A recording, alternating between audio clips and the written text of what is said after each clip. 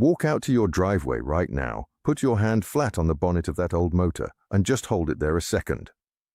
That car is 50 years of honest engineering any man with a spanner can keep alive forever. Now understand something, mate, there are people writing rules this very minute to make certain it never turns another wheel. Right then. Today I'm going to show you exactly what's coming for the old cars, how the thing actually works under the bonnet, what it would cost you out of your own pocket every year, and this is the part that matters, who gets rich the day it lands. And I'll say this now, so you stay with me, the reason they can do it to your classic without ever banning it outright is a proper little trick, and I'll show you exactly how it's done. My name's Roy Cartwright. I'm a motor mechanic from Coventry, 40 years under bonnets. My old man worked the line at the Coventry plant for 38 years, and the gaffer who trained me would clip your ear if you rounded a nut. So when I tell you a car can be taken off you by a box and a rule, this isn't a man having a guess on the internet.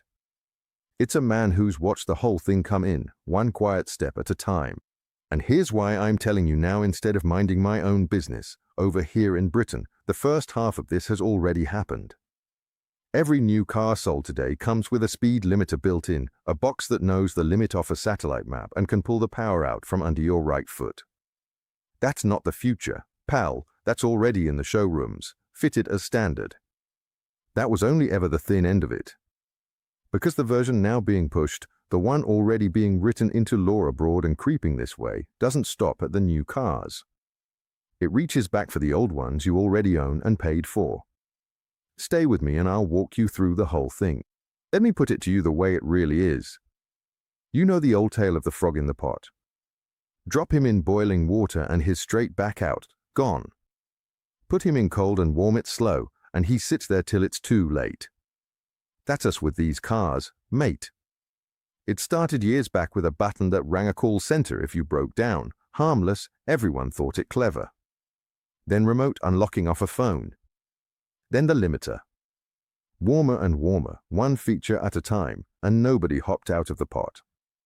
I watched this trade go from British Leyland turning out motors any lad could mend on his own drive, to sealed computers you're not even allowed to look inside.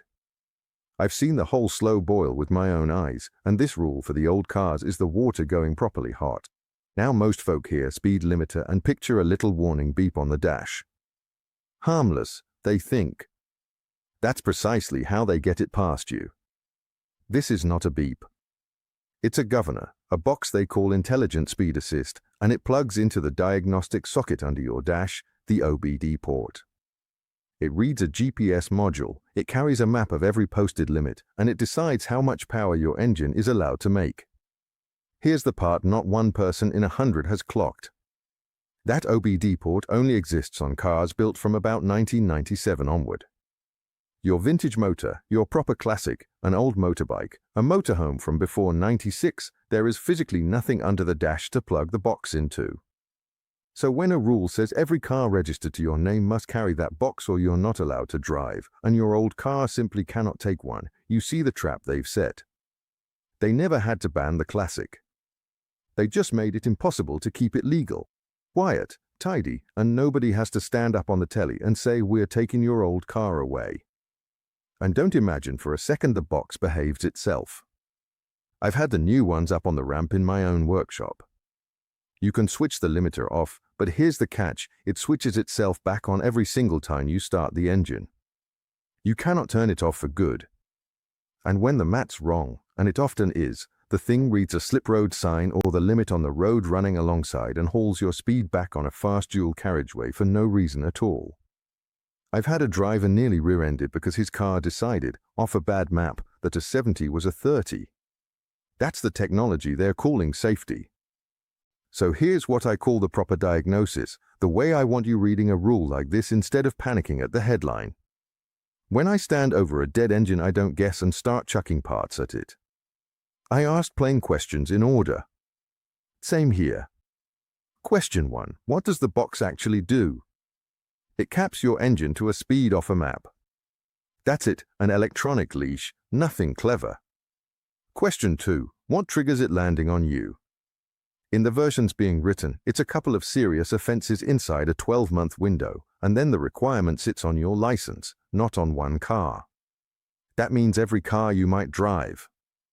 Question 3, and this is your leverage, what can it never touch? Anything with no OBD port. Hold that thought, it comes back at the end. Right, now follow the money. My old man had one rule he'd repeat till you were sick of it. Son, when something doesn't smell right, follow the money. So let's do the sum on your own driveway. Say there's 3 cars in the family, yours, the wife's, and the lad's first motor. Under a scheme like this, every car you might drive has to carry the box. Start with the monitoring fee that goes straight to the state, reckon £30 a month, per car. 3 cars, that's £90 a month before you've turned a key.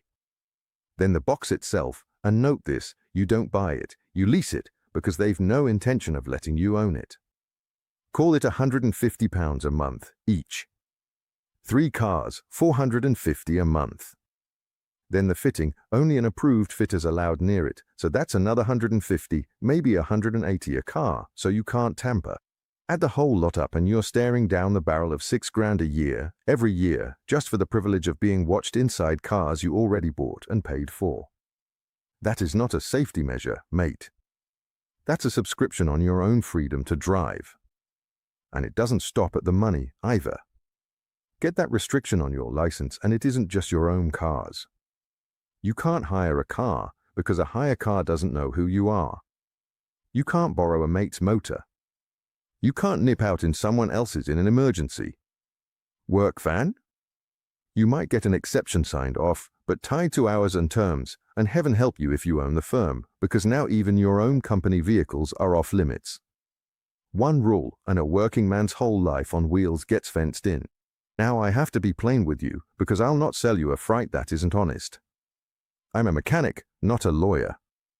The exact wording shifts from place to place, and some of the figures flying about are the worst case, not the settled case, so read the actual proposal for yourself before you go quoting me down the pub.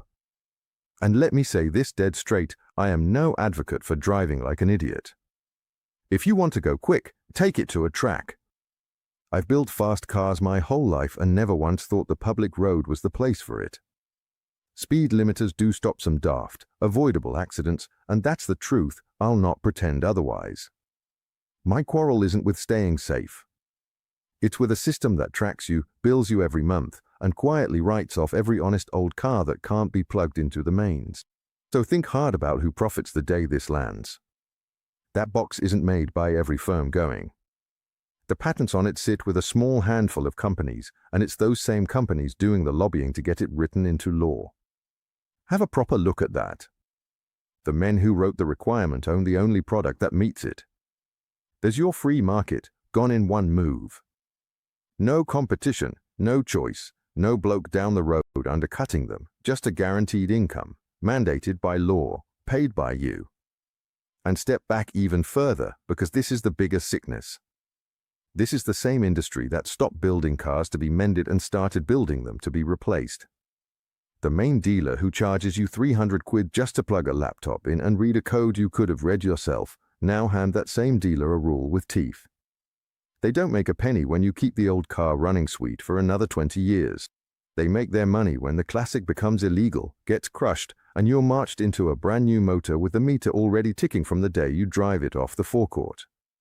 I had an old boy in the workshop last month, run the same Triumph since 1978, does his own oil, does his own brakes, never troubled a soul. Under a rule like this, he'd hand it to the crusher, not because the car failed, but because a box that physically can't be fitted says he's not allowed. 40 years of care, undone by a socket his car was built too early to have. So here's what I want you to do this weekend, and it costs you next to nothing. First, go and find out whether your car even has an OBD port. Open the driver's door, get your head under the dash near the pedals, and look for a small trapezoid socket. If it's a pre-97 motor, chances are there's nothing there, and that's genuinely worth knowing. Second, read the actual proposals for yourself, the real text, not somebody's headline.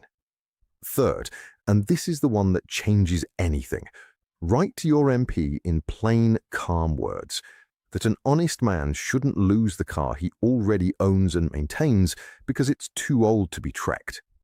And while you're at it, When you go to buy your next car, ask the salesman straight, in writing, what the limiter does, whether it can be switched off, and who holds the data. Make him say it out loud on the forecourt. The three questions I get asked most on this are always the same. Can they really tell where I've been? Yes, if the car's connected. Will it fail my MOT to have an old car with no box? No, an MOT tests the car's condition, not a rule that hasn't landed yet. And can I fit one to my Classic to stay legal? No, and that's the whole rotten point. Rules like this pass in the quiet, mate. They rarely survive a bit of daylight. Now do me one favour down in the comments. Tell me the year and make of the oldest car you still drive, the one this would strand on your own drive. I read every single one, and I want to see with my own eyes just how many good old motors we've got between us that somebody in an office has decided are a problem. Next time, I'm going to show you the little black box already fitted in your car right now, the one no law had to force, that's been logging every journey you make and quietly selling it on to strangers since the day you bought it. Most drivers have no idea it's there, and it takes 2 screws to deal with. That one's already up, and it's the very next thing you ought to watch. The blokes who kept these motors running before the computer took over knew things no diagnostic machine will ever tell you. Until next time, mate, look before you spend.